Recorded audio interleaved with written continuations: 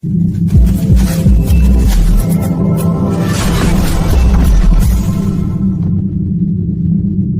ve gümüş tarafında neden aşağı yönlü düşüşler yaşandı sevgili dostlarım? Bunu sizlerle birlikte bulmaya çalışalım. Özellikle biliyorsunuz ABD tarafında açıklanan tarım dışı istihdam verilerinin olumlu gelmesiyle birlikte arkadaşlar altın ve gümüş tarafında aşağı yönlü bir salınım yaşandı. Kısa vade altının ons tarafında özellikle sizlerle birlikte 1941 dolar beklentimiz vardı ve bu 1941 dolar beklentimizde orta vade üzerinde 2100 dolar seviyesine sizlerle birlikte çıkarmıştık.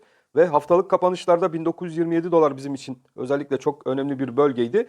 Ve 1927 seviyesinde aşağı yönlü kırılmasıyla birlikte bizler 1865 dolar civarından haftayı kapatmış olduk. Şimdi 1865 doların altının onsu için önemine değineceğiz. Ama öncelikle tarım dışı istihdam beklentisi biliyorsunuz 185 bin civarındaydı.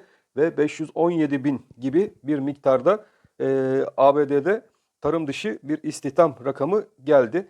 İşsizlik beklentileri tarafına baktığımız zaman gene ABD işsizlik beklentileri 3,6 civarında bir beklenti varken 3,4 civarlarında gelen bir işsizlik beklentisi de gene ABD verileri bakımından olumlu sayıldı sevgili dostlarım.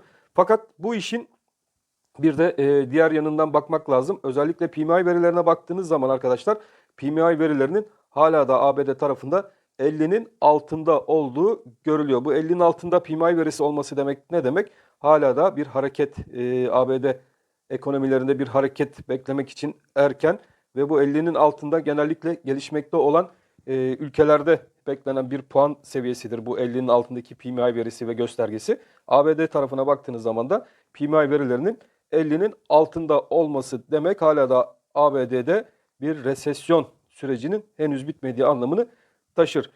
Altın ve gümüş tarafına yatırımcılar niçin geçiyor? Güvenli bir liman olarak altın tarafını gördüğü için altında genellikle güvenli liman beklentileri ve gümüş beklentili olarak yatırım tarafına geçiliyor. Tüm dünya üzerinde sizlerle birlikte takip ettiğimiz veriler doğrultusunda da arkadaşlar bu kadar M1 arzlarının arttığı yani para basım miktarlarının arttığı bir süreçte merkez bankalarının tekrardan bastıkları paraların karşılığını gösterebilmek için kasalarına altın ve gümüş alması şart. Bunun neticesinde de altın ve gümüşü çok yüksek miktarlardan almak istemeyen bir altında önce özellikle bir ABD Merkez Bankası mevcut ve ABD Merkez Bankası da altının şu an için henüz çok yükselmesini istemiyor. Şimdi bizler için arkadaşlar bakın şuradaki 1871 dolar seviyesi ons altın için önemli bir destek konumundaki bölge. 1865 bu desteğin altında bir kapanış yaptık. Buradaki destek bölgemizin en önemli geçtiği alanı şurada sizlerle birlikte işaretledim zaten. Bu da yaklaşık olarak bakalım bize hangi seviyeleri veriyor. Takip etmemiz gereken önemli bir seviye. Bakın şuradan geçen bölge o da 1850 dolar civarına tekabül ediyor. Yani 1850 dolar bu altının onsunda sizlerle birlikte takip etmemiz gereken önemli bir destek bölgesi ve bu 1850 doların altında bizler bir kapanış görmedikçe şuradaki ana hedef bölgemiz hala da geçerliliğini korumakta ve buradaki bizim ana hedef bölgemiz neydi?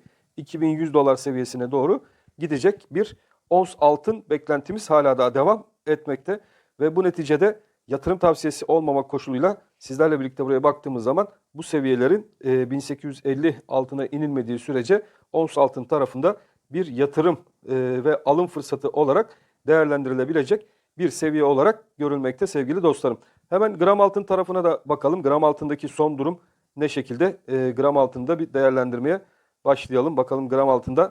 Gram altın tarafına baktığımız zaman gram altında özellikle ons bazlı olarak düşüşlerin yaşandığını görüyoruz. Beklentimiz 1145 seviyesindeki kuvvetli desteğin kendisini koruması yönündeydi. Haftalık kapanışlarda gene bu piyasaya baktığımız zaman gram altında 1145 bizim için güvenli bir alım seviyesi olarak takip ettiğimiz seviyedi ve bu seviyenin de altına kadar tarım dışı istihdam verisiyle birlikte kapanışlar gördük arkadaşlar. 1130 TL civarlarından bir kapanış gelmiş durumda. Şu an için benim için özellikle 1080 ve 1135 müthiş bir alım bölgesi şeklinde takip edilecek bir alandır ve bir bölgedir. O yüzden gram altında da yatırım tavsiyesi olmamak koşuluyla ben olsam sorduğunuz sorulara karşılık buralardan alımlara başlardım sevgili dostlarım. Çünkü artık altın tarafında her ne kadar da ons bazda olarak birazcık daha aşağı yönlü satışlar izlesek de tekrardan hızlı bir şekilde ons altın önceki seviyelerine geri dönüş yapabilir. Bunun şu anki açıklaması bizler için her ne kadar da tarım dışı istihdam verisine kaynaklı olaraktan verinin iyi gelmesine kaynaklı olaraktan bir düşüş yaşasak da unutmamak lazım ki arkadaşlar Çin Tayvan'a hala da ortamı germe amaçlı uçak gönderiyor. Oradaki ortam çok gergin. Ayrıca Almanya biliyorsunuz Rusya'ya tank gönderdi. Bu da Rusya açısından arkadaşlar önemli takip edilecek ve kışın bu soğuk geçecek günler içerisinde ortamı oldukça gerecek hareketlere gebe bir dönem yaratacak diye düşünüyoruz. Enflasyon tarafına baktığımız zaman hala da dünya ülkeleri üzerinde her ne kadar da enflasyonun arkadaşlar ABD ve Avrupa ekonomileri üzerinde bastırıldığını görsek de bu piyasaları son derece rahatsız etmeye başladı. Buradaki faiz artışlarından dolayı Avrupa ve ABD bölgesindeki şirketler zor durumda. Bu ABD verisinin ne kadar istihdam verisinin ne kadar düzgün olduğu da benim tarafımdan tartışılır.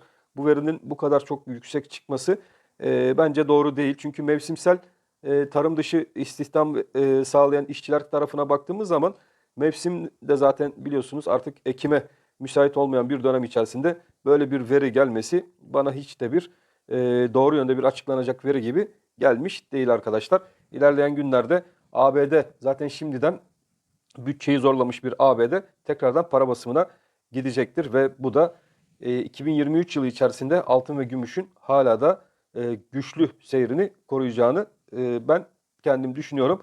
Gram altın tarafında da hala da sizlerle birlikte beklentimiz olan uzun vade hedefimiz. Biliyorsunuz bunu biz sizlerle birlikte revize ettik. Kısa vadede 1170 beklentimiz vardı. Şimdi buradaki yeni alımlarla birlikte artık gram altın tarafında da yeni hedefimiz 1207 TL'den geçen alan olacak. O yüzden gram altın takip eden arkadaşlarımız da 1207 TL civarı artık bizim için yeni bir hedef bölgesidir. Alım olarak da toplayacağımız bölge 1145 ve 1083 bölgesidir. Bu bölgeler alım yapmak isteyen arkadaşlarımız için bu aralık uygun gibi gözükmekte, yatırım tavsiyesi olmamak koşuluyla ve buradaki alımlarımızın ana hedef bölgesi de 1207 TL civarına doğru gidecek bir gram altını takip etmek olacak.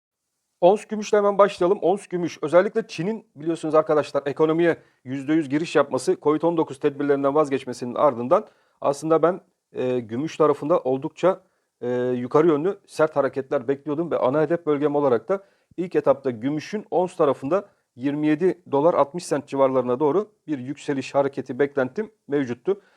Bu beklentim bitti mi? Hayır, bu beklentim henüz bitmiş değil. Gümüş hala şurada gördüğünüz iki kanal arasında hareketlerine devam ediyor. Aşağıda 23.40, şuradaki 23.40 ve yukarıda da gene arkadaşlar bizlerin takip ettiği 24 lira 24 dolar 55 sent civarlarında geçen bir alan ve bu alan içerisinde hareketlerine devam ettiren bir gümüş. Gümüş de şu an benim nezdimde bir alım yapılabilecek fırsat içerisindedir. Gümüşün onsunda yukarı yönlü hareketlerin tekrardan toparlayıp kısa vadede beklentim olan 27 dolar 60 sent civarına doğru burada gümüşün gramını yukarı yönlü çekeceği yönündeki düşüncelerim hala da geçerliliğini korumakta. Gram gümüş tarafına baktığımız zaman gram gümüş de ons gümüş bazlı hareket eden bir ürün. O yüzden gram gümüşte de şu an biz sizlerle birlikte 13.58 civarına kadar bir düşüş gördük. Burada da sert bir düşüş yaşadık. Fakat gene gram gümüş tarafına baktığımız zaman doların özellikle yukarı yönlü hareket etme isteği, Türkiye ekonomisi içerisinde yukarı yönlü hareket etme isteği, burada bir stabil durumun olması ve ilerleyen günlerde ons bazlı altın ve gümüşün de ben tekrardan toparlanıp yukarı yönlü ivmelenmesini beklediğim için arkadaşlar o yüzden gümüşün gram tarafında da 13 lira 40 kuruş benim için önemli bir destek bölgesidir. Ve ilk etapta tekrardan 14-10 üzerine doğru gümüşün gramında yukarı yönlü hareketlerin geleceği ve bu sefer 14.55'teki kuvvetli direncin yukarı yönlü aşılıp kısa vadede beklentimiz olan 16 lira 40 kuruş civarına doğru gümüşün gramında yukarı yönlü hareketleri takip edeceğimizi düşünüyorum. Alım yapılır mı? Ben olsam yaparım. Fakat sizler al-sat kararlarını her zaman kendiniz vermelisiniz. Benim burada buna müdahil olmam doğru olmaz zaten. Ama güzel seviyeler, güzel bölgeler diye kendi nezdimde düşünüyorum arkadaşlar. Sizler de bu bölgeleri değerlendirebilirsiniz. Ben hepinizi çok seviyorum. Videolarımıza beğeni atmayı Ve kanalımıza abone olmamış sevgili dostlarımızı da mutlaka kanalımıza abone olmaya davet ediyoruz. Hoşça kalın. Kendinize iyi bakın. Allah'a emanet olun.